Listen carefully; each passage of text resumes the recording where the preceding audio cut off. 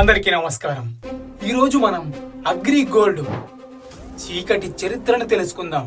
అగ్రిగోల్డ్ కుంభకోణం తెలుగు రాష్ట్రాలతో పాటు ఇతర రాష్ట్రాల్లోని లక్షలాది మంది చిన్న వ్యాపారులు అలాగే దిగువ మధ్యతరగతి కుటుంబాలను నిట్ట నిలువ ముంచిన ఆర్థిక కుంభకోణం ఈ అగ్రిగోల్డ్ గ్రూప్ ఆఫ్ కంపెనీలు వాస్తవానికి స్థిరాస్తి వ్యాపారం అనే పేరుతో కొన్ని స్కీమ్స్ నడిపాయి. అంటే కొత్త డిపాజిటర్ల దగ్గర నుండి డబ్బు తీసుకొని పాత డిపాజిటర్లకు చెల్లింపుగా చూపించి ప్రజలను నమ్మించారు. ఈ అగ్రిగోల్డ్ గ్రూప్ ఆఫ్ కంపెనీని అవ్య వెంకట రామారావు 1995లో విజయవాడలో స్థాపించారు. ఈ సంస్థ ప్రజలను ఆకర్షించడానికి ఆర్థిక రాబడి లేదా ప్లాట్లు, వ్యవసాయ భూములు ఇస్తామని చెప్పి ప్రజలను మోసం చేసింది. అయితే ఇది చట్టబద్ధమైన రియల్ ఎస్టేట్ వ్యాపారం కాదు.